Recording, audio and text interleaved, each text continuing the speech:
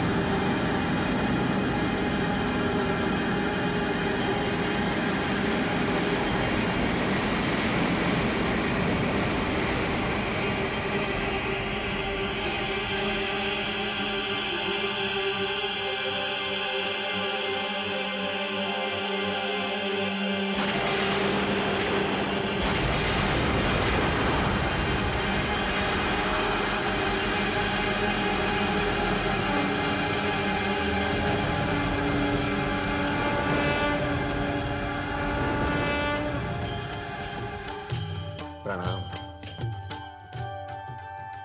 हे नारायण, आपको कोटि कोटि प्रणाम। हे विश्वेश्वर, प्रणाम। आपको असंख्य प्रणाम। हे पद्मनाभ, मैं कौन हूं? मुझे बताने की कृपा कीजिए। हे वासुदेव, मुझे अस्तित्व दिया है तो पहचान भी दीजिए, परिचय भी प्रदान कीजिए। जो मैं हूं वही आप हैं, और जो आप हैं वही मैं हूं। मैं विष्णु हूं, आप ब्रह्मा हैं, और आप महेश हैं। हम तीनों ही एक ही अस्तित्व के तीन रूप हैं, त्रिमूर्ति हैं। परंतु हे देव, मेरे होने का उद्देश्य क्या है? मेरा लक्ष्य क्या है? हे ब्रह्मा, सृष्टि की रचना होनी है, संसार का निर्माण होना है, जीवन का जन्म होना है, और ये सारे कार्य आप ही को तो करने हैं।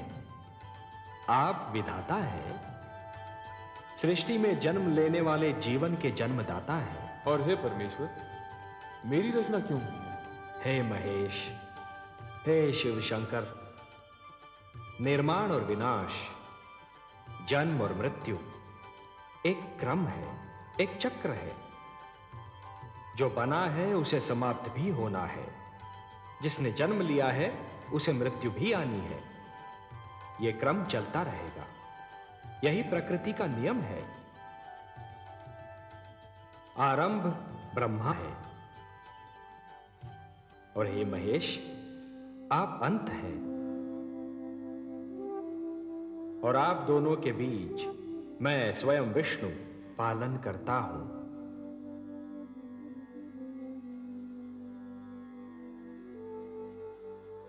हे ब्रह्मा, हे विधाता, सृष्टि की रचना का शुभारंभ कीजिए।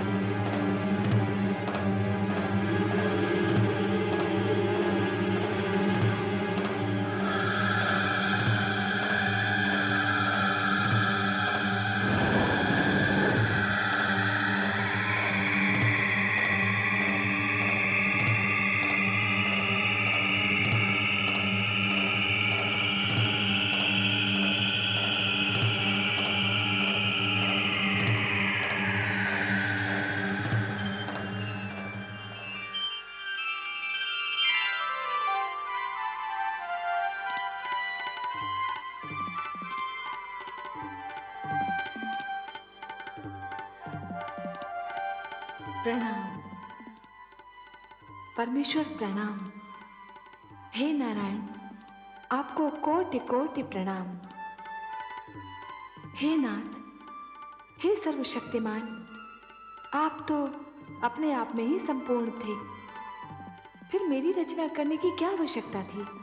हे महादेवी, जैसे एक पुष्प सुगंध के बिना, वृक्ष फल के बिना और दर्पण छाया के बिना अधूरा होता है, उसी प्रकार एक पुरुष नारी के बिना अधूरा है। और ये तो केवल हम ही जानते हैं ना महादेवी, कि संसार को ममता और स्नेह और एक पुरुष को प्रेरणा, संघर्ष की शक्ति और जीवन भर का साथ केवल एक नारी ही दे सकती है। इसीलिए हमने आपकी रचना की है, और हम आपको एक सुंदर सा नाम भी देने जा रहे हैं, लक्ष्मी। संसार हमारे नाम से पहले आपका नाम लेगा, हमें लक्ष्मी नारायण के नाम से पुकारेगा। लक्ष्मी नारायण।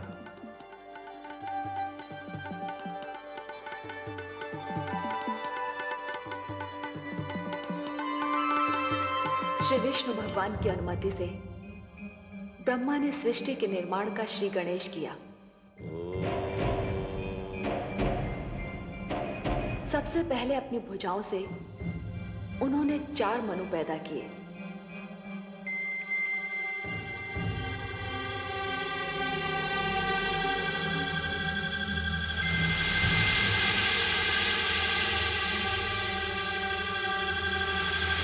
और उनसे मानव जाति की उत्पत्ति का भार उठाने को कहा।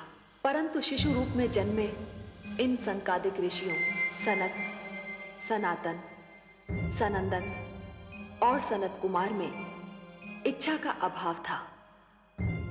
मैं तुम्हें आज्ञा देता हूं, जो कार्य तुम्हें सौंपा है उसे तुम पृथ्वी पर जाकर पूर्ण करो।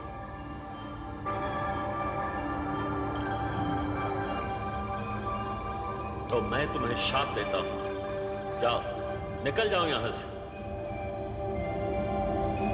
उन्होंने मानव जाति को जन्म देने जैसा महान भार उठाने में स्वयं को असमर्थ पाया। इच्छा का संबंध ज्ञान से है और ज्ञान की जड़ें विद्या में होती हैं। ब्रह्मा ने यह सोचकर निर्णय लिया कि मानव से पहले सृष्टि में ज्ञान का उजाला फैलाना चाहिए। जीवन को ज्ञान मिलने से पहले ज्ञान को जीवन मिलना चाहिए।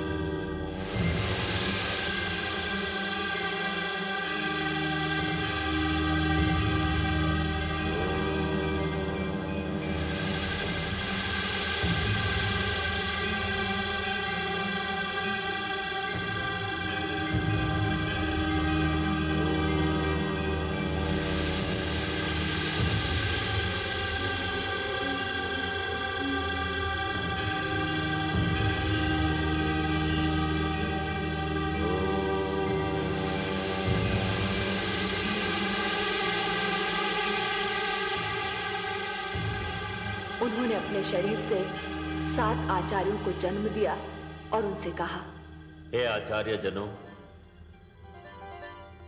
हे वशिष्ठ, हे क्रतु, हे पुलह, हे पुलस्त्य, हे अंगिरा, हे अत्रि, हे मरीचि। सृष्टि में मानव जीवन का आगमन होने वाला है। मानव को शिक्षा देना, उसके जीवन को दिशा देना आपके जन्म का कारण भी है और उद्देश्य भी। उसके मार्ग में ज्ञान का प्रकाश फैलाएंगे आप। उसे परिवार और गुरुकुल परंपरा के ढंग सिखाएंगे। सप्त ऋषि के नाम से जाने जाने वाले ये 7 आचार्य आज भी नक्षत्र मंडल में 7 सितारों के झुरमुट का रूप लेकर जीवन का मार्गदर्शन करते दिखाई देते हैं। फिर आया वो क्षण जिसकी सृष्टि सांस थामे राह देख रही थी। रचना क्रिया का सबसे महान क्षण, मानव जीवन के आगमन का सुनहरा पल।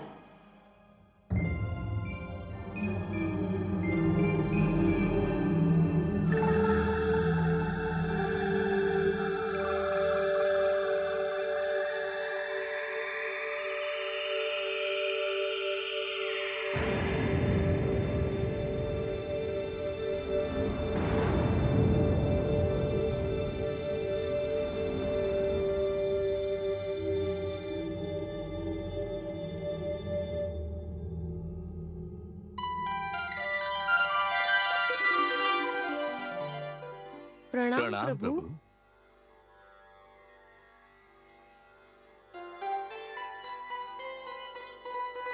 हे मनु, हे शतरूपा, आप दोनों मिलकर सृष्टि में मानव जीवन के प्रारंभ की घोषणा है।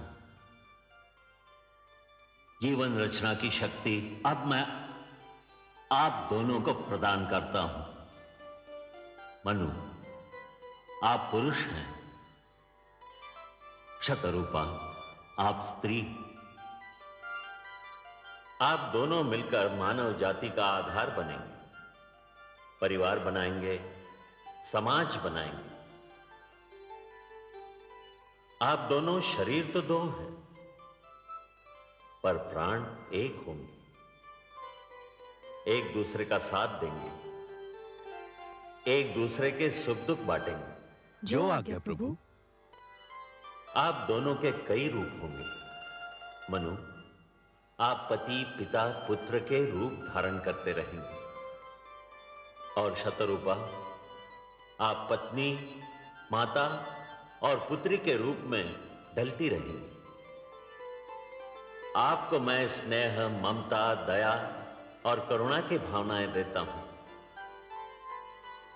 मनु, आपको संरक्षण, पालन पोषण और परिश्रम की शक्तियां प्रदान करता हूं। आप हर पग पर, हर स्थिति में और हर स्थान पर शतरूपा की रक्षा करेंगे, उसके सुख का ध्यान रखेंगे। आज के उपरांत सृष्टि में जीवन स्वयंभू नहीं होगा। अब जीवन जन्म लेगा और जन्म देगा। हे पिता, आपके आदेश का पालन होगा।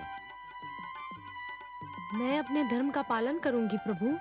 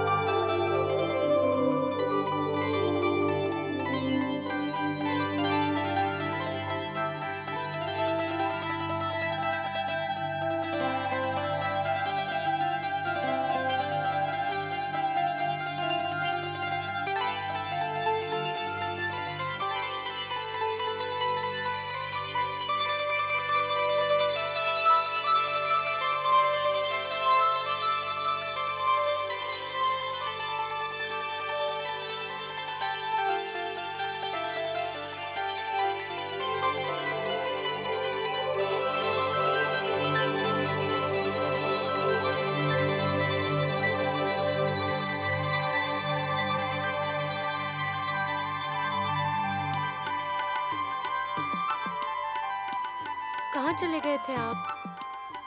आपको पास ना पा गए थे आप? मैं कितनी घबरा गई थी। आपको पास ना पा क्यों चले गए थे मुझसे दूर? मैं कितनी घबरा गई थी। क्यों चले गए थे मुझसे दूर?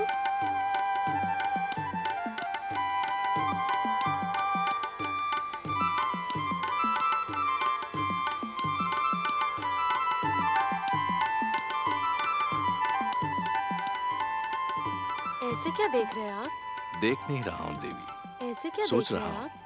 देख नहीं रहा हूँ देवी। क्या सोच रहे हैं? सोच रहा हूँ यही कि आपके प्रश्न का उत्तर दूं क्या या सोच ऐसे ही रहे आपको हैं? निहारता रहूं। यही कि आपके प्रश्न का उत्तर दूं या ऐसे ही आपकी आपको मधुर वाणी निहारता रहूं। ऐसी क्या बात आपकी है मधुर मुझ वाणी में और सुनता मेरी रहूं। वाणी में आपको सामने ऐसी क्या पाकर बात मुझे है ऐसा मुझ में लगा, और मेरी वाणी में? जैसे उषा आपको की सामने लालिमा पाकर मुझे ऐसा लगा, पुष्प की कोमलता, जैसे उषा की लालिमा, चंद्रमा की शीतलता पुष्प की कोमलता और झरनों की मधुरता चंद्रमा सब की एक ही शीतलता शरीर में ढल गई हों। और झरनों की मधुरता देवी, सब एक ही शरीर में ढल मैंने गई। भोर भय पंछियों की चहकार सुनी, मैंने मैंने भोर सूर्य की पंछियों पहली किरण चहकार छूने सुनी। पर कलियों की चटकार सुनी, मैंने सूर्य की पहली किरण मैंने छूने सरोवर पर कलियों वर्षा की चटकार पहली सुनी। बूंद की झनकार सुनी, मैंने सरोवर पर वर्षा परंतु की पहली उनमें वो बूंद की संगीत और झनकार स्वर सुनी। लहरी नहीं मिली जो आपकी वाणी परंतु में सुनाई उनमें वो थी। संगीत और स्वर लहरी नहीं मिली जो आपकी वाणी विश्वास में नहीं सुनाई होता थी।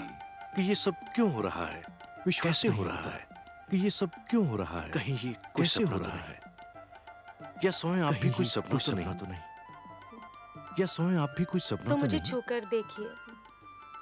सपने को तो हाथों से छुआ भी नहीं जा सकता। सपने को तो हाथों से छुआ भी नहीं जा सकता।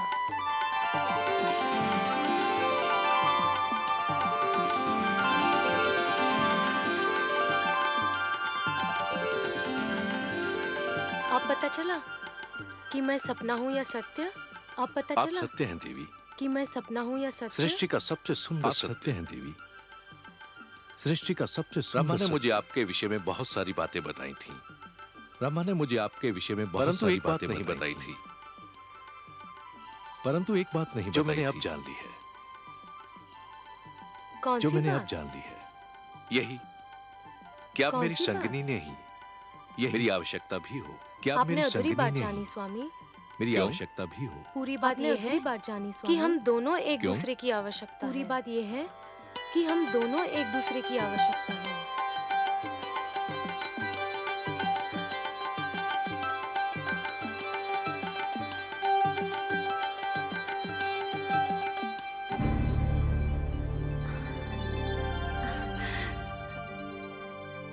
धन्य है आप प्रभु। आज आपकी लीला का एक अनोखा रंग देखा है मैंने। कितना सुंदर है ये संसार, कितनी अनुपम है ये रचना, ये प्रेम, ये भावना, ये स्नेह। मनु और शत्रुपा की भावनाओं में जो फूल सी सुगंध, मधु सी मिठास और कलियों की कोमलता का अनुभव किया, वैसी भावनाओं से तो हम देवलोक वाले भी वंचित हैं प्रभु। आपको अच्छा लगा महादेवी? बहुत ही अच्छा लगा सर्वेश्वर, बहुत सुंदर, बहुत मधुर। ये भावनाएं और इनको प्रदर्शित करने की शक्ति केवल मानव जाति को मिली है। यदि मानव ने इन भावनाओं की रक्षा की तो ये भावनाएं उसे जीवन की प्रेरणा देंगी, उन्नति की शक्ति देंगी, उसे शांति का मार्ग दिखाएंगी। ये प्रेम, ये स्नेह और एक दूसरे का आदर करने की ये भावना ही मानव जाति को संस्कृति देगी, सभ्यता देगी, उसे उत्थान का मार्ग दिखाएगी। और यदि मानव ने इन भावनाओं को त्याग दिया तो वो पशु और पिशाच के स्तर से भी नीचे जा गिरेगा। मेरी तो प्रार्थना है कि ऐसा दिन कभी ना आए प्रभु। ये सुंदर संसार यूं ही बसा रहे, प्रेम की ये शीतल धूप यूं ही बिखरी रहे, जीवन यूं ही मुस्कुराता रहे। मुझे तो इस धरती और इस जीवन से स्नेह हो गया है प्रभु। भगवान श्री विष्णु की मुस्कान बता रही थी कि माता लक्ष्मी ने अभी संसार का एक ही रूप देखा है। दूसरे रूप का ज्ञान तो केवल भगवान विष्णु को ही था। वो जानते थे कि क्या होगा और वही हुआ। परंतु मानव जन्म के साथ ही मानव के मन में जन्म लिया महत्वाकांक्षाओं ने, लालसाओं ने। मानव जाति बलवान और निर्बल, छोटे और बड़े, निर्धन और धनवान, राजा और रंक के वर्गों में बंटने लगी। शक्ति अभिमान में, बल अत्याचार में और प्रेम व्यभिचार में बदलने लगा। हिंसा भड़क उठी, युद्ध होने लगे। मेरे आंगन में रक्त की बाढ़ आ गई।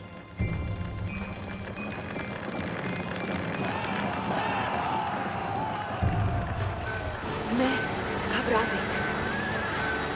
मैंने मानव को बार बार पुकारा, पर हाहाकार में उसने तो मेरी पुकार नहीं सुनी। परंतु मेरी ये पुकार देवलोक तक पहुंच गए।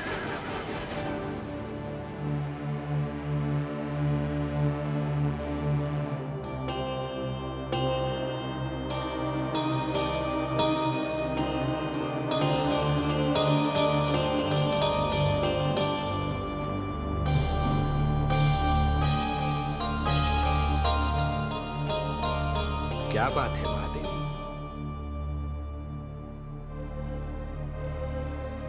आपके इन सुंदर नयनों में आश्चर्य और विस्मय की छायाएं क्यों तैर रही हैं?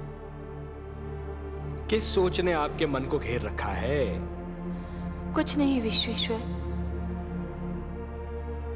यही सोच रही थी कि यदि चित्रकार के बनाए चित्र को कोई बिगाड़ दे तो क्या उसे तनिक भी चिंता नहीं होगी? यदि कोई शिल्पकार की बनाई मूर्ति को तोड़ने की चेष्टा करे तो क्या उसे तनिक भी दुख नहीं होगा? यदि कोई चित्रकार अपना चित्र किसी को उपहार में दे दे तो उस चित्र को संभालना उपहार पाने वाले का कर्तव्य है। कोई शिल्पकार अपनी मूर्ति किसी को भेंट दे दे तो उस मूर्ति की देखभाल करना भेंट पाने वाले का कर्तव्य है। वैसे हम समझ गए कि आप पूछना क्या चाहती हैं। आप तो अंतर्यामी हैं।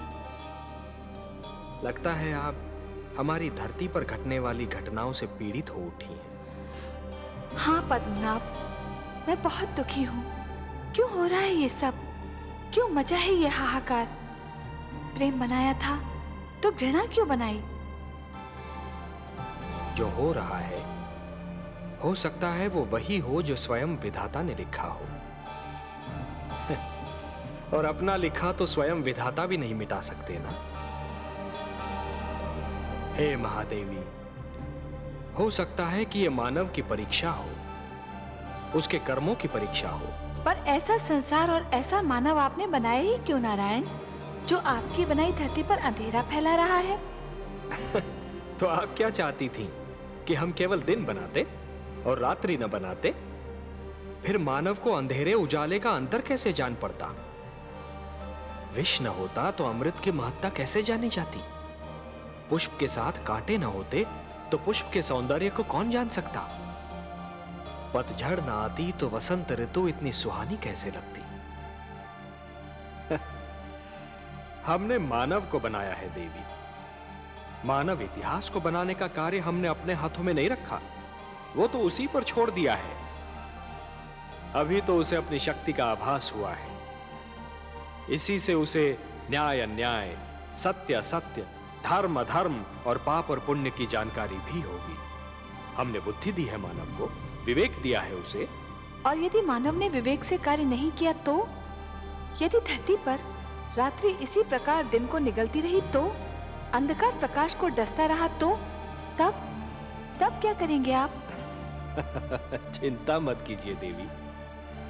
यदि असत्य और अधर्म अपनी सीमा को पार कर गए, यदि धर्म की हानि होने लगी, तो हम स्वयं धरती पर जाएंगे। हम वचनबद्ध हैं। परित्राणाय साधूनाम विनाशाय च दुष्कृताम धर्म संस्थापनार्थाय संभवामि युगे युगे।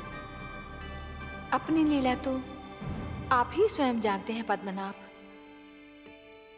इस प्रकार आरंभ हुआ प्रकाश और अंधकार के युद्ध का इतिहास, असत्य पर सत्य की विजय का इतिहास, अन्याय पर न्याय की विजय की कथा।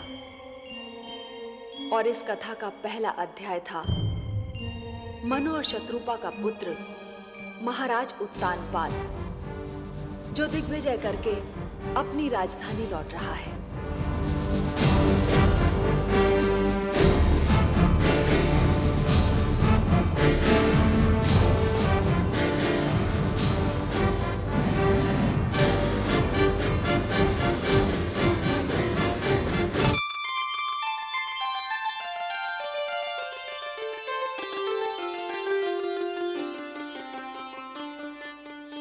महारानी सुनीति की जय हो। महाराज उत्तानपाद दिग्विजय से लौटकर आ गए हैं। महारानी चलकर उनका स्वागत नहीं करेंगी?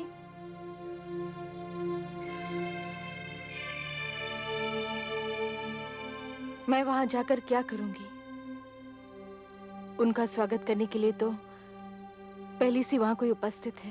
क्षमा करें महारानी, पर आप बड़ी रानी हैं, पट रानी हैं। महाराज के स्वागत का अधिकार तो आप ही को प्राप्त है। अपने स्वागत का अधिकार, देने न देने का अधिकार तो महाराज के हाथों में है, और महाराज ये अधिकार अब किसी और को दे चुके हैं। आप यही है बातें पिताश्री के स्वागत को नहीं गई? नहीं पुत्र, मैं नहीं गई। फिर मैं जाऊंगा पिताश्री का स्वागत करने। तुम भी ना जाओ पुत्र। क्यों बातें? मैं नहीं चाहती कि इतनी कम आयु में तुम पीड़ा और दुख जैसे शब्दों का अर्थ जान लो। तुम्हारे कोमल मन को तनिक भी ठेस लगी ना, तो मैं सहन नहीं कर पाऊंगी। मैं समझा नहीं माताश्री। अभी छोटे हो ना, बहुत सी बातें तुम्हें समझ नहीं आएंगी। पर माताश्री, मैं उनसे मिलने को व्याकुल हो रहा हूँ। इतने दिनों बाद तो लौटे हैं पिताश्री। जहाँ इतने दिन राह देखी है, थोड़ी देर और प्रतीक्षा नहीं कर सकते? वो यहीं आएंगे। एक बात पूछूं माते? अवश्य पूछो। क्या वृक्ष की छाया वृक्ष से दूर रह सकती है? कदापि नहीं। तो फिर पुत्र अपने पिता से कैसे दूर रह सकता है? पिता के प्रेम पर पुत्र का जन्मसिद्ध अधिकार है।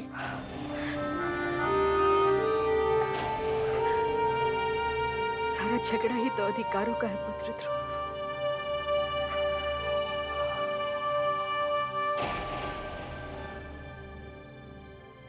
अधिकारों का है।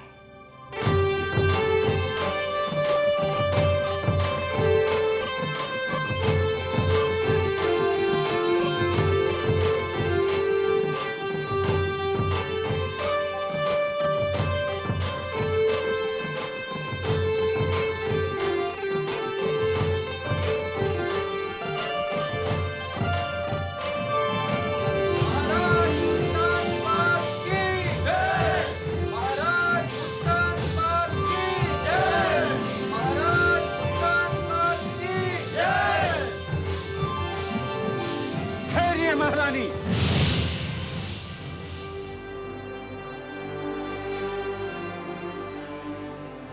ये उचित नहीं है। क्या उचित नहीं है? महाराज के स्वागत का प्रथम अधिकार बड़ी रानी को प्राप्त होता है।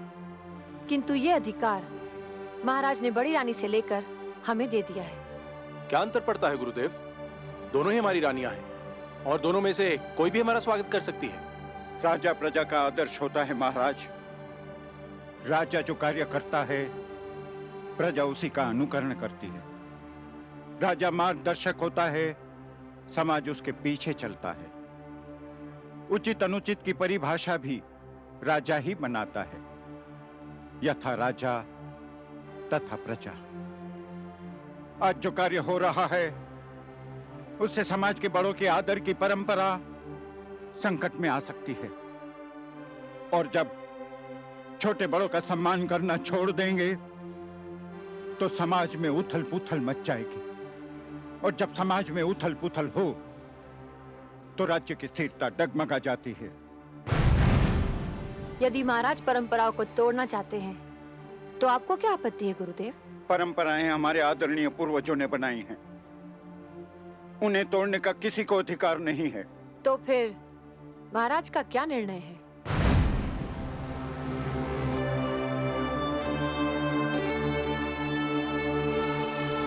हमारा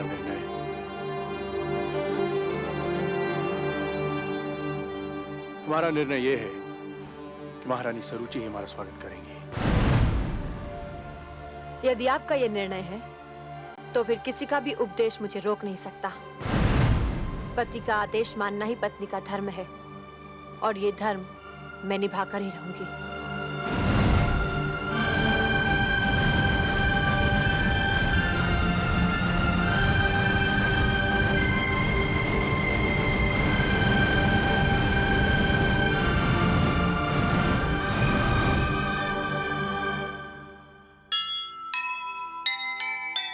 ठहरिए राजकुमार ध्रुव, आप अंदर नहीं जा सकते। क्यों नहीं जा सकता? मुझे पिता महाराज से मिलना है। महाराज का आदेश है कि अंदर किसी को न आने दिया जाए। मैं राजकुमार हूँ और मेरा आदेश है कि मुझे अंदर जाने दिया जाए।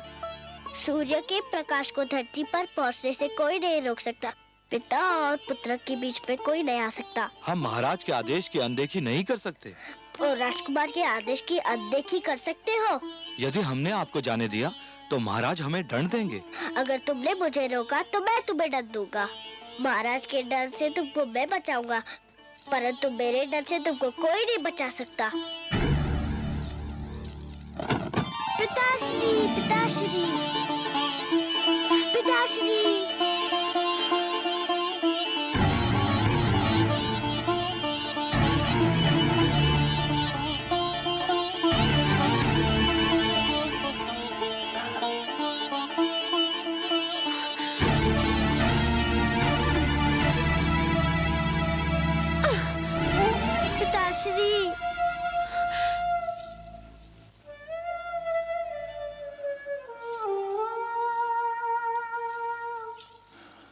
आप इतना बदल गए पिताश्री, विश्वास ही नहीं होता। मैं तो आपका बड़ा लाडला पिता था, कितना प्यार करते थे आप मुझसे, और आज आपके सामने मुझे धिक्कारा गया और आप चुप रहे। जब आप युद्ध से लौटते थे तो सीधा माताश्री के पास जाते थे। आपकी बार आप मुझसे मिलने भी नहीं गए, ऐसा क्यों है पिताश्री? महाराज से क्या पूछता है? जाकर अपनी माता से पूछ कि महाराज अब उसके पास क्यों नहीं आते। आप भी तो माता है, आप भी बता दीजिए ना। मैं तो तेरी छोटी माता हूँ। माता छोटी बड़ी नहीं होती, माता तो बस माता होती है। आप स्वयं को छोटी क्यों कहती है? तो सुन, तेरी माता के दिन बीत गए। महाराज को अब उस भिखारन में कोई रुचि नहीं है। मेरी माता भिखारन नहीं है, वो राजभवन की महारानी है। महारानी थी वो, अब नहीं है महारानी। महाराज ने वो स्थान उससे छीनकर मुझे दे दिया है, और जो स्थान तेरा था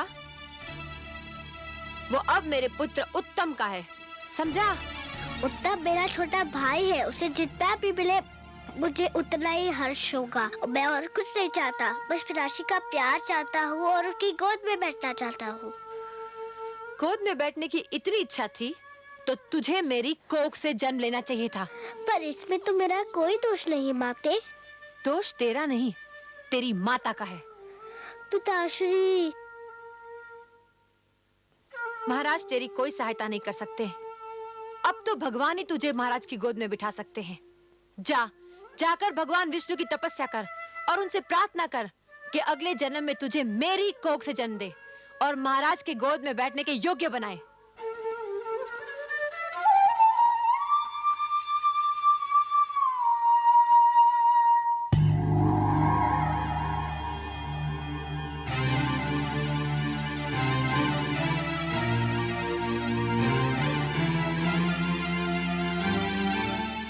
आंखें खोलिए परम श्रेष्ठ,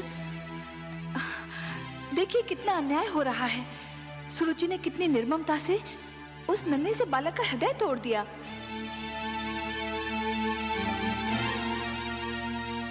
देख रहा हूं महादेवी। देख रहे हैं और फिर भी मौन है? यही तो तनपात भी कर रहा था।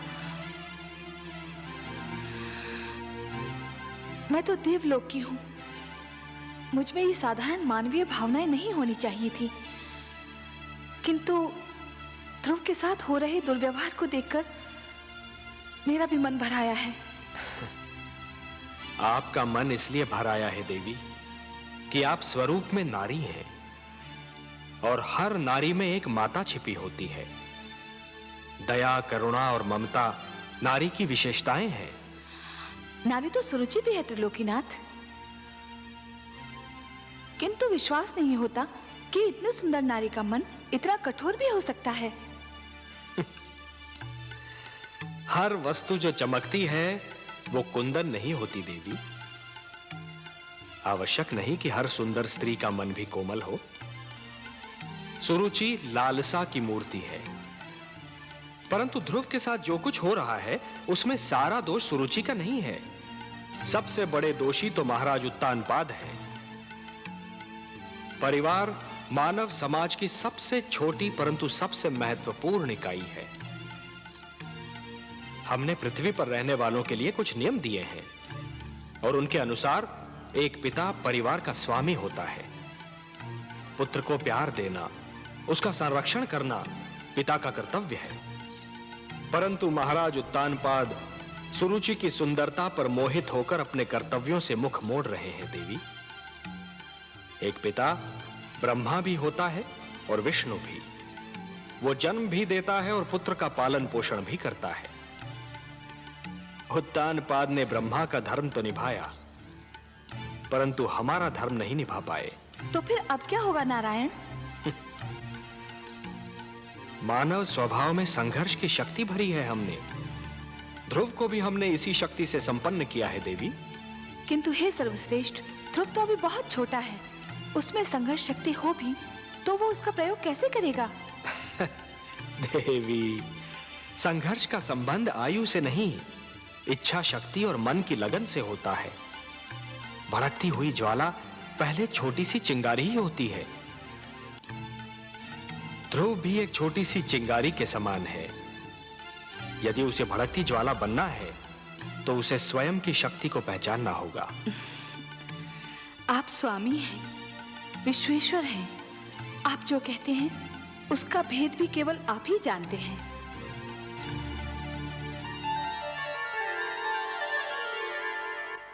इसीलिए मैं तुझे वहां जाने से रोक रही थी। मैं जानती थी कि तू महाराज से मिलने जाएगा तो दुख लेकर ही लौटेगा। रानी सुरुचि के मन में हमारे लिए जलन और घृणा के सिवा और कुछ नहीं। छोटी माँ ने जो किया मुझे इसका दुख नहीं है माँ। दुख तो इस बात का है कि पिताश्री भी बस चुप रहे। उन्होंने छोटी माँ को रोका तक नहीं। वो केवल मुझे भूल गए होते तो मुझे इतना दुख नहीं होता। दुख तो इस बात का है कि वो अपने पिता के धर्म का पालन नहीं कर पा रहे। पिता और पुत्र के बीच में आने वाली वो कौन होती है? आप तो कहती थी कि पिता के प्रेम पर पुत्र का जन्म सिद्ध अधिकार होता है। होता है पुत्र, अवश्य होता है। ठीक उसी प्रकार जिस प्रकार सूरज की धूप पर धरती का अधिकार होता है। किंतु कभी कभी काली घटा यूं सूरज की धूप और धरती के बीच आ जाती है, जिससे सूरज की धूप धरती तक नहीं पहुंच पाती। रानी सुरुचि भी वो काली घटा है जिसने पिता के प्रेम को पुत्र तक पहुंचने से रोक रखा है। मैं तो उनका बहुत आदर करता था, पर उन्होंने आपको बेकारन कहा तो मुझे बहुत बुरा लगा। आश्चर्य तो ये है कि पिताश्री भी इस पर भी कुछ नहीं बोले। भूल जाओ पुत्र, भूल जाओ इन बातों को। कुछ विष स्वाद में मीठे होते हैं, किंतु होते तो विष है ना। महाराज पर भी ये भेद एक दिन अवश्य खुल जाएगा कि रानी सुरुचि एक मधुर विष है। मैं भगवान विष्णु से प्रार्थना करती हूँ कि महाराज की आंखें खुल जाएं। भगवान विष्णु? छोटी माँ भी यही नाम ले रही थी कि मुझे पिताश्री के गोद में बैठने का अधिकार अब भगवान विष्णु ही दिला सकते हैं। हाँ पुत्र, महाराज की गोद तो क्या, वो अपनी गोद में बैठने का भी अधिकार दिला सकते हैं। वो महाराजाओं के महाराज हैं, सम्राटों के सम्राट हैं, परम बलवान, सर्वशक्तिमान है। पुत्र, तुम देखोगे वो कैसे लगते हैं। हाँ, आओ आओ।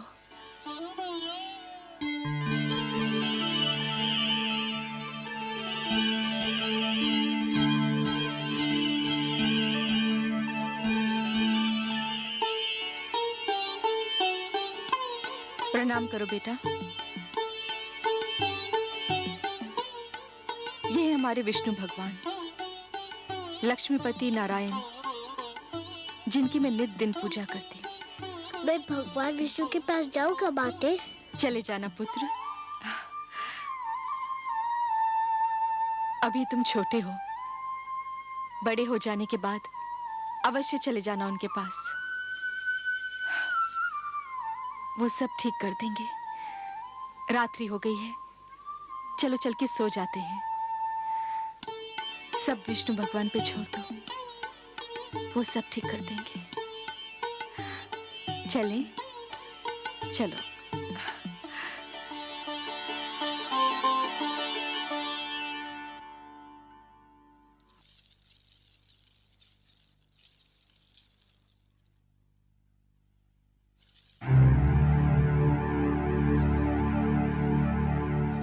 कहाँ चले महाराज?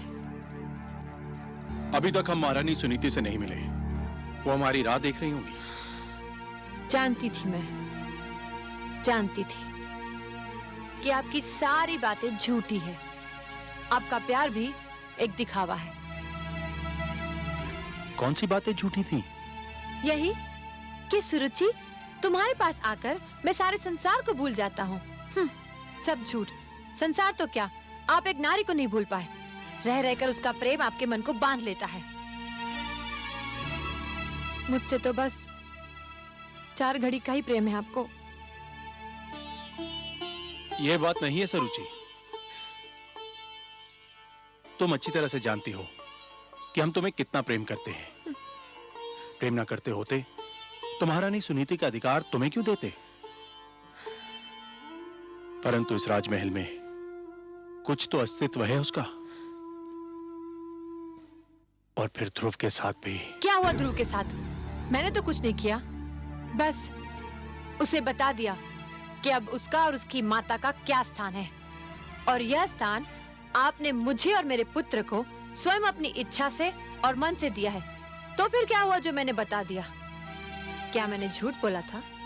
नहीं, झूठ नहीं बोला था। जो भी कहा सत्य ही कहा था। परंतु यह आवश्यक तो नहीं कि सत्य कठोरता से ही कहा जाए।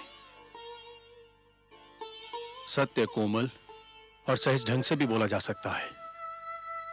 सरुचि, ध्रुव एक बच्चा है, उसके प्रति इतनी कठोरता? आप बातें मत बनाइए, खुलकर कहिए ना कि अब पहली पत्नी और उसके पुत्र का मोह आपसे दबाए नहीं दब रहा है। उनसे मिलने, उनके पास जाने की इच्छा आपके मन में अंगड़ाइयां ले रही है। और सुनीति से दूरी अब आपसे सहन नहीं हो पा रही। तो जाइए, तुरंत जाइए ना। मेरे भाग्य में तो अकेले रहना ही लिखा है। अब मैं आपको नहीं रोकूंगी। जाइए जाइए। और मैं हूँ भी कौन आपको रोकने वाली? अरे ये क्या, आप तो अकारण रोने लगी। अकारण? जो हर पल आपके पास रहना चाहती हो, उसे छोड़कर आप जाएंगे तो रोना नहीं आएगा? अच्छा चलो, आप जीती, हम हारे। अब आपको छोड़कर हम कहीं नहीं जाएंगे।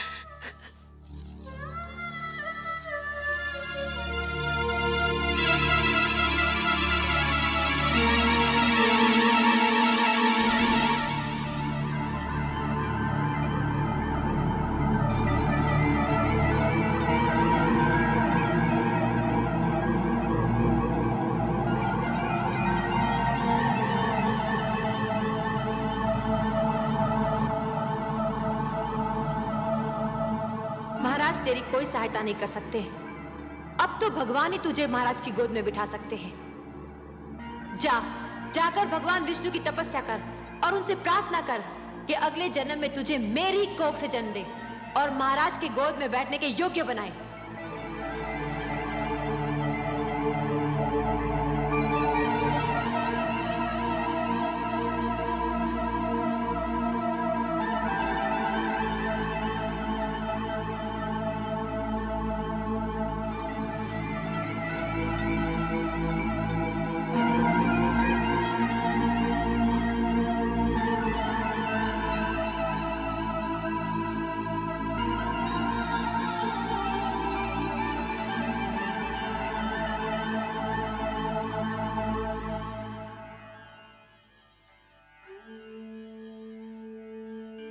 वो महाराजाओं के महाराज हैं, सम्राटों के सम्राट हैं, परम बलवान, सर्वशक्तिमान है। तुम देखोगे वो कैसे लगते हैं। ये है हमारे विष्णु भगवान, लक्ष्मीपति नारायण, जिनकी मैं नित दिन पूजा करती। महाराज की गोद तो क्या, वो अपनी गोद में बैठने का भी अधिकार दिला सकते हैं। हे विष्णु भगवान, मैं तुमसे मिलने आ रहा हूँ, मगर मुझे ये तो पता नहीं कि तुम कहाँ रहते हो। मगर तुम जहाँ भी रहते हो मैं तुम्हें ढूंढ निकालूंगा। मेरी बस एक विनती है, मेरी माता नित दिन तुम्हारी पूजा करती है। मेरे जाने के बाद उसका ध्यान रखना। हम दोनों एक दूसरे से कभी अलग नहीं हुए। वो मुझे पास ना पाएगी तो व्याकुल हो जाएगी। उसकी ढाढ़स बढ़ाना प्रभु, उसे रोने मत देना।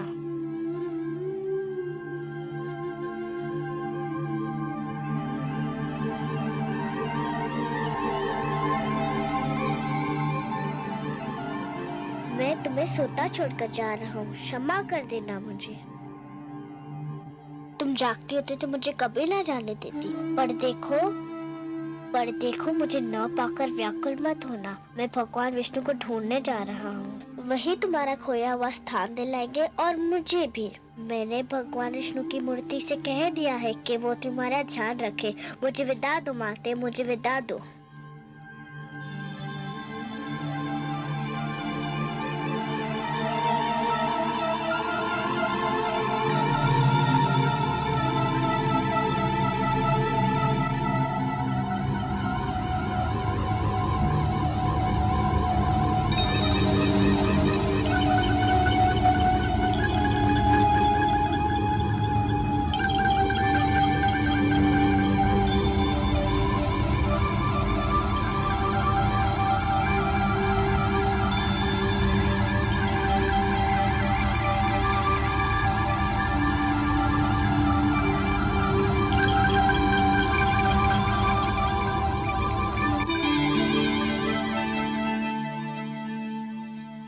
प्रभु देखिए, नन्हा ध्रुव रात्रि के अंधेरे में राजभवन को छोड़कर आपकी खोज में निकल गया है। हाँ देवी, वो अपने मन की लगन को दबा नहीं पाया। परंतु हे सर्वव्यापी, वो तो क्षीर सागर का मार्ग भी नहीं जानता। देवी, एक यात्री के लिए सबसे कठिन क्षण वो होता है जब वो किसी अनजान यात्रा के उद्देश्य से मार्ग पर प्रथम पग धरता है। फिर तो मार्ग में सहस्त्रों घने पेड़ मिल जाते हैं जो उसके पैरों तले शीतल छांव बिछाने को तैयार रहते हैं। फिर मार्गदर्शक भी मिल जाता है, और मार्गदर्शक तो गुरु होता है देवी। परंतु हे सर्वश्रेष्ठ, वो तो अभी एक बालक है। उसे इस यात्रा में कितना दुख झेलना पड़ेगा। महादेवी, बूंद जब किसी मेघ की गोद से निकलती है तो उसके मन में असंख्य आशंकाएं होती हैं। सोचती है कि उसका अंत क्या होगा। क्या वो किसी मरुस्थल की सुलगती रेत पर गिरेगी और सूख जाएगी, या किसी सुलगते अंगारे पर गिरेगी और भस्म हो जाएगी, या फिर किसी कांटे पर गिरेगी और उसका शरीर छलनी हो जाएगा। क्या होगा उसका अंत। परंतु जब वो किसी सीप के मुख में गिरती है और मोती बन जाती है, तब उसे यह ज्ञान होता है कि उसकी यात्रा शुभ थी। आपकी बातें आप ही जाने परमेश्वर, किंतु आज्ञा हो तो एक बात कहूं। आप तो हमारी अर्धांगिनी हैं। हमसे कुछ कहने के लिए आपको हमारी अनुमति और आज्ञा की आवश्यकता नहीं है देवी। कहिए, अवश्य कहिए। यदि ध्रुव पर राह में कोई संकट आया तो मैं चुप नहीं रहूंगी। मैं इस खेल में कूद पड़ूंगी और आप मुझे रोकिएगा मत। नहीं रोकेंगे, परंतु एक बात का ध्यान तो आपको भी रखना होगा देवी। कौन सी बात? कि नियमों को बनाने वाले स्वयं उनको तोड़ा नहीं करते। मैं समझी नहीं त्रिलोकीनाथ। मानव के भाग्य विधाता ब्रह्मा है। आप ब्रह्मा के लिखे को बदलने की चेष्टा न कीजिएगा देवी। ध्रुव हमको ढूंढता हुआ आ रहा है, और इस राह में उस पर वही बीतेगी जो ब्रह्मा ने उसके भाग्य में लिख दी है। वो हम तक पहुंच पाएगा या नहीं, ये तो केवल ब्रह्मा ही जाने। परंतु इस बालक के लिए आपके मन में इतना स्नेह क्यों उमड़ रहा है देवी? मैं नहीं जानती प्रभु, पर न जाने क्यों ऐसा लगता है जैसे ध्रुव मेरी ही संतान हो। इतना महान स्थान दे दिया उसे आपने। क्यों? क्या वो स्थान के योग्य नहीं? इतनी छोटी सी आयु में इतना बड़ा निर्णय, इतना दृढ़ निश्चय, ये सब महानता के लक्षण नहीं है तो और क्या है? उसे अपनी महानता सिद्ध तो कर लेने दीजिए। अवश्य, परंतु ध्रुव पर अगर कोई संकट आया तो मैं सहन नहीं कर पाऊंगी। ऐसा कब तक चलेगा दलनायक जी? क्यों, क्या हुआ? क्या हुआ? अरे इतने दिन हो गए कोई भी यजमान हाथ नहीं आया। अगर यही दशा रही तो हम सब भूखे मर जाएंगे। बात तो तुमने ठीक कही है मित्र, पर क्या किया जाए? लगता है यात्री ये मार्ग ही भूल गए हैं। इतने लोगों को लूटा है हमने कि लोगों ने इधर से आना जाना ही छोड़ दिया है। अरे वो देखो, अरे शिकार आ गया।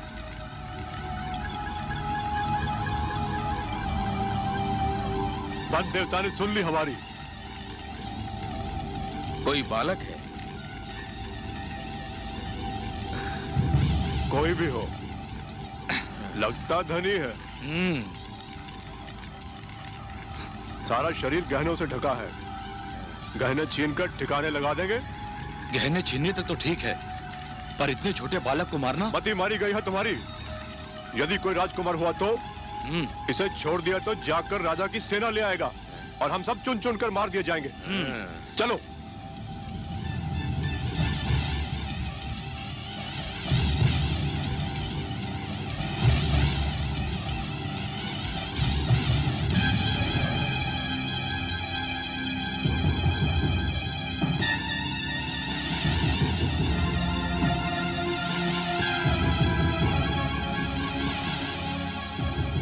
कौन है आप लोग?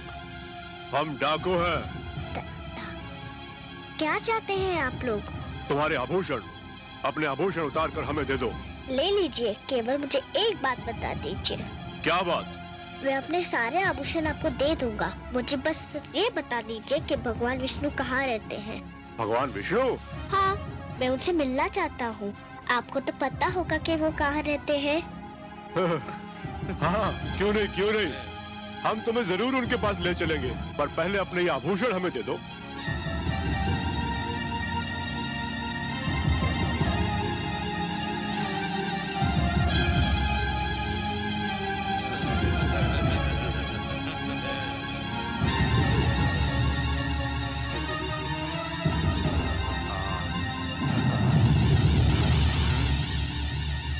आओ हमारे साथ।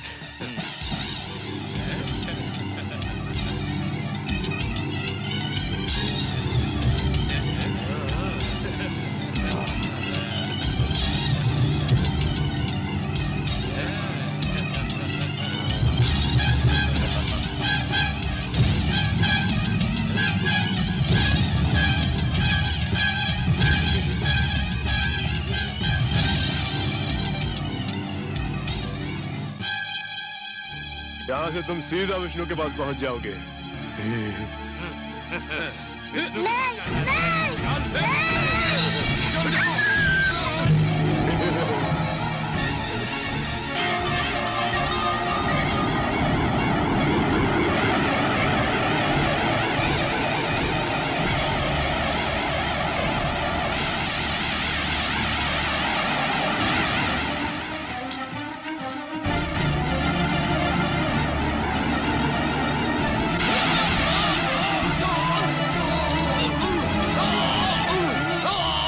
मार डालो उसे, मार डालो।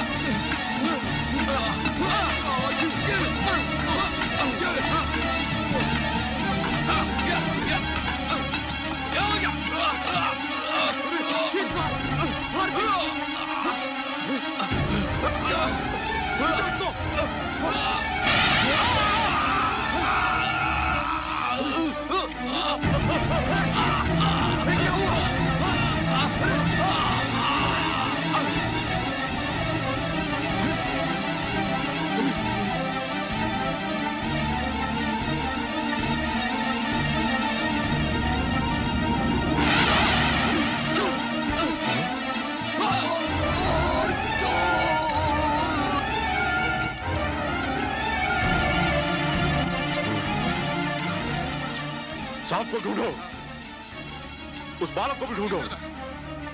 वो देखो,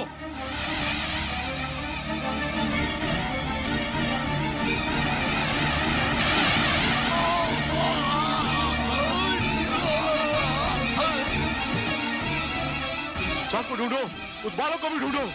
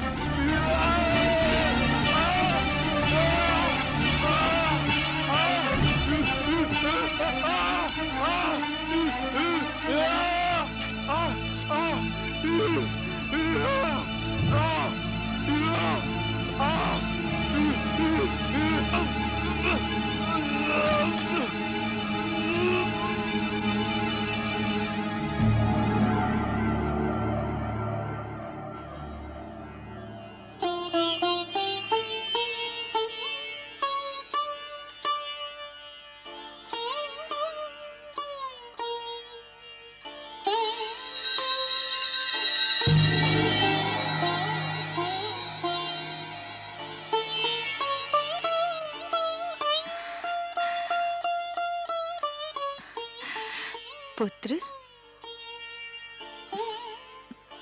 आप कौन है माता? तुमने तो माता कहकर स्वयं ही बता दिया कि मैं कौन हूँ। अब मैं क्या बताऊँ?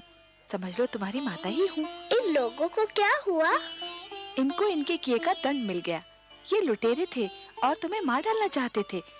परंतु ये बताओ, इतनी रात्रि को तुम अकेले कहाँ जा रहे थे? मैं भगवान विष्णु से मिलने जा रहा हूँ। मेरी मानो तो तुम घर लौट जाओ, अभी तुम बहुत छोटे हो। मैं उनसे मिले बिना घर नहीं जाऊंगा। अच्छा, अब रात्रि बहुत बीत चुकी है।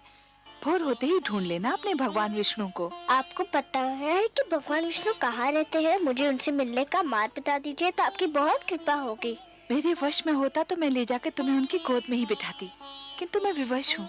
सुनो पुत्र, तुम थक गए होगे, तनिक विश्राम कर लो। विश्राम तो मैं अपने भगवान विष्णु से मिलने के पश्चात ही करूँगा। बड़े हठी हो तुम।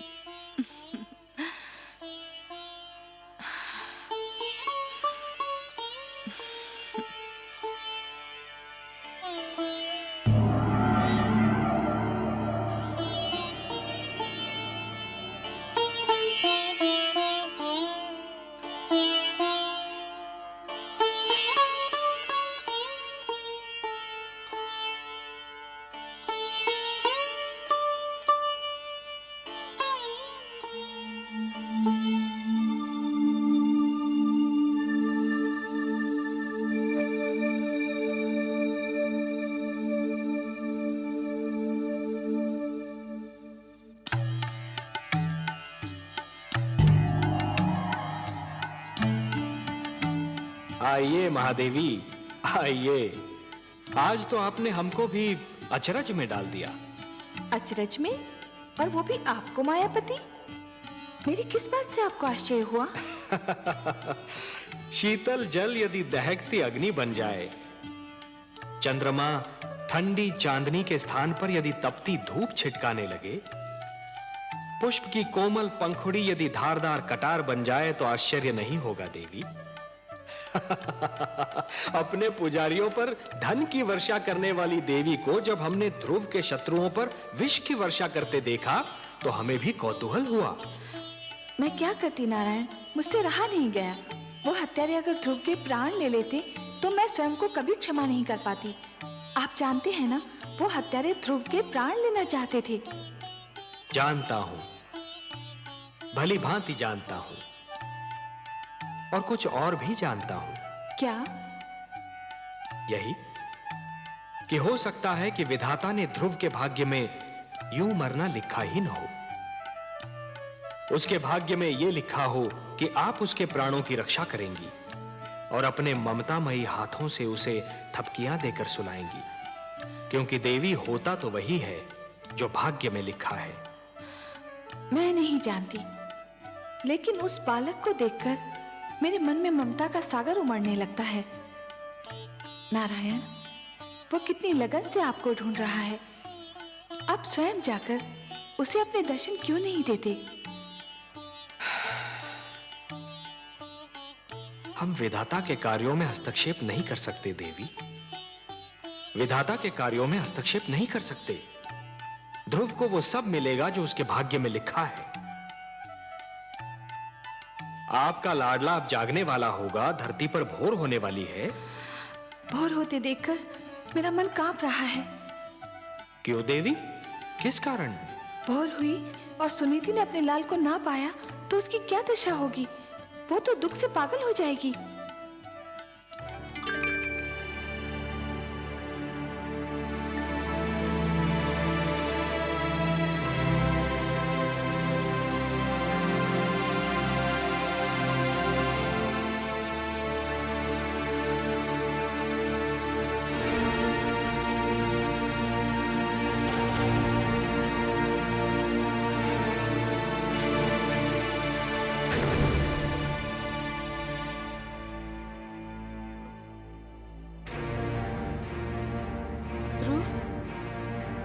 ध्रुव,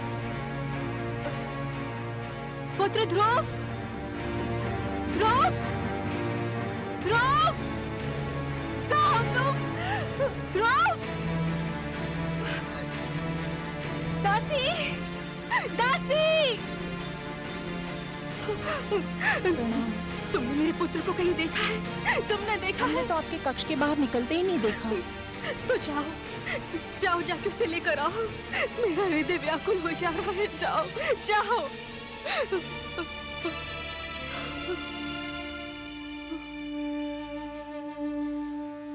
महाराज ध्रुव को अवश्य ढूंढ निकालेंगे। हाँ, मुझे महाराज के पास जाना चाहिए। मुझे महाराज के पास जाना चाहिए। क्षमा करें महारानी, किंतु आप महाराज से ना मिले तो अच्छा है। ना मिलो उनसे? क्यों ना मिलो उनसे? पता नहीं वो आपसे मिले भी या ना मिले। रानी सुरुचि भी उनके पास उनके कक्ष में है। रानी सुरुचि ने आपसे ना मिलने दिया तो आपको दुख होगा। संतान के खो जाने से बड़ा दुख और क्या हो सकता है? इससे बड़ा दुख मुझे और कोई क्या दे सकता है? महाराज ध्रुव के पिता हैं। मुझे उनसे मिलना ही चाहिए।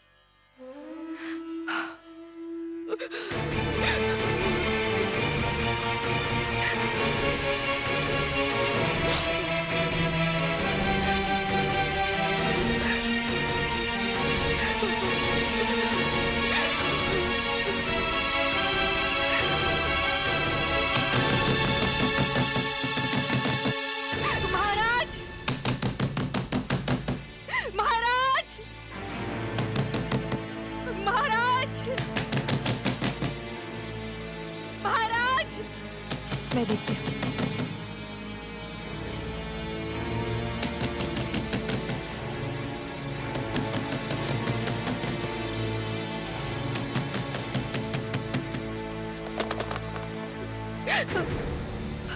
महाराज, महाराज। महारानी सुनीति, क्या बात है? क्या हुआ? महाराज, हमारा पुत्र ध्रुव। क्या हुआ पुत्र ध्रुव को? बहुत बड़ा अनर्थ हो गया। न जाने कहाँ चला गया हमारे पुत्र। न जाने कहाँ चला गया ध्रुव। चला गया? कहाँ चला गया? कहाँ चला गया होगा? अरे यहीं कहीं राजभवन में खेल रहा होगा। दासियों ने राजभवन का कोना कोना छान मारा है, उसका कहीं पता नहीं चला। महाराज आप उसे ढूंढ निकालिए, नहीं तो मैं रो रो के अपने प्राण दे दूंगी। महारानी सुनीति। महाराज उसे कहाँ ढूंढेंगे? आपका पुत्र आपके पास था, महाराज को क्या पता कि वो कहाँ होगा? महाराज मेरा सब कुछ छीन लीजिए, किंतु मेरा लाल मुझे लौटा दीजिए। एक उसी का तो सहारा था मुझे, उसी का मुख तो देख देख के जीती थी मैं। धीरज रखिए महारानी सुनीति। कैसे धीरज रखूं?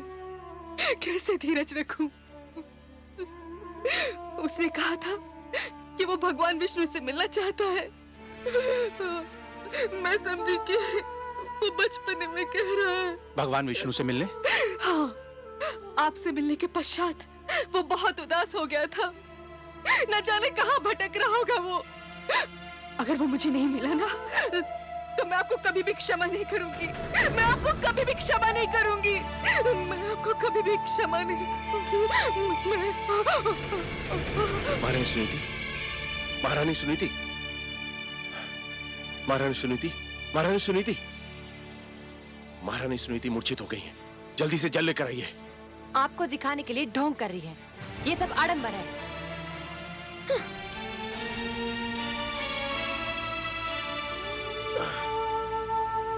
महारानी सुनीति, महारानी सुनीति,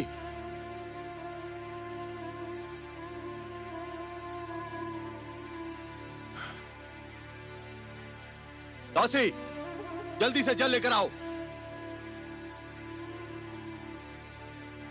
महारानी सुनीति,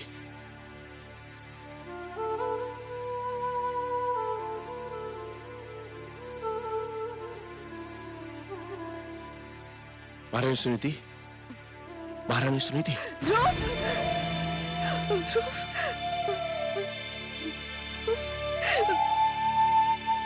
पुत्र ध्रुव, रोइए नहीं महारानी, रोइए नहीं।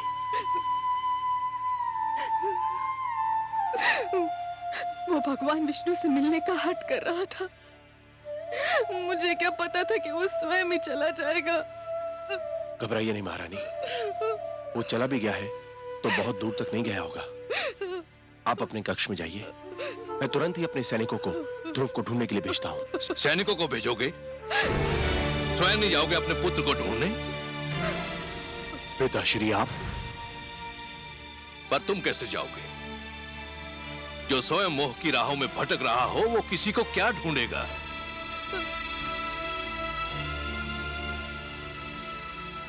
हाथ मत लगाओ मेरे चरणों को, तुम इस योग्य नहीं हो। तुम तो इस योग्य भी नहीं हो कि मैं तुम्हें अपना पुत्र कहकर पुकारूं। उस मनु का पुत्र जिसने आचरण के आदर्श बनाए, जिसने राजधर्म को जन्म दिया, उसकी संतान का ऐसा पतन? धिक्कार है तुम पर, जिसके नाम पर धरतीवासी स्वयं को मानव कहकर धन्य होते हैं। मैं तो राजकाज और परिवार का भार तुम्हारे हाथ सौंपकर संतुष्ट हुआ था, पर कदाचित ये मेरी भूल थी। तुम इसके योग्य नहीं थे। परंतु पिताश्री, मैंने राजकाज का कार्य संभालने में कोई भूल नहीं की। मेरी प्रजा मुझसे प्रसन्न है। तुम्हारी प्रजा तुमसे प्रसन्न है, और ये नारी, क्या ये तुम्हारी प्रजा नहीं? केवल इसलिए कि इसने तुम्हारी पत्नी बनना स्वीकार कर लिया। क्या ये न्याय के उन अधिकारों से वंचित हो गई जो प्रजा को प्राप्त होते हैं? क्या ये तुमसे प्रसन्न है? क्या अपराध किया था इसने जो इस गुणवंती के अधिकार छीनकर तुमने उस गुणहीन को दे दिए? क्या तुम्हारा पुत्र तुम्हारी प्रजा नहीं है, जिसका अपमान देखकर भी तुम चुप रहे, और केवल आज तुम्हारे कारण वो अनजानी राहों में भटक रहा है? मुझसे भूल हो गई पिताश्री। भूल मान लेने से भूल के दुष्परिणामों का अंत नहीं होता। भूल सुधार चाहती है, लेकिन उसकी सारी संभावनाएं तुमने समाप्त कर दी हैं। पौत्र ध्रुव तुम्हारा घर छोड़कर जा चुका है। तुम्हारे परिवार में असंतोष है, और जो परिवार को संतुष्ट नहीं कर सका वो असंख्य प्रजा को क्या संतुष्ट करेगा? जिससे एक छोटा सा परिवार न संभाला गया, वो इतने बड़े राज्य को क्या संभालेगा? धिक्कार है तुम पर। सारा विश्व जीतकर भी एक नारी की सुंदरता से पराजित हो गए। मैंने संपूर्ण राज्य की बागडोर तुम्हारे हाथ सौंपी थी, परंतु तुमने वो बागडोर अपनी दूसरी पत्नी को सौंप दी और कठपुतली की भांति उसकी उंगलियों के संकेत के दास बने बैठे हो। मुझे क्षमा कर दीजिए पिताश्री। क्षमा? प्रजा अपराध करे तो उसे क्षमा किया जा सकता है, परंतु राजा अपराध करे तो उसे क्षमा नहीं किया जा सकता। राजा का अपराध अपराध नहीं, पाप होता है, और पाप के लिए क्षमा नहीं, प्रायश्चित के दंड की आवश्यकता होती है, और राजा को यह दंड वो स्वयं ही दे सकता है। क्षमा याचना करो अपनी पत्नी सुनीति से, जिसके साथ अन्याय किया है तुमने, घोर अन्याय। जिस मनु की तपस्या महाप्रलय ने भी भंग नहीं की, तुमने अपने परिवार के साथ अन्याय करके वो तपस्या भंग कर दी और मुझे यहां आने पर विवश कर दिया। याद रखो तानपात, यदि पुत्र वियोग में मेरी पुत्र वधू को कुछ हो गया तो तुम मेरे शाप से नहीं बच पाओगे। पिताश्री सुनिए तो सही। मैं कुछ नहीं सुनना चाहता। पिताश्री, पिताश्री मुझे इतना कड़ा डंडा दीजिए पिताश्री।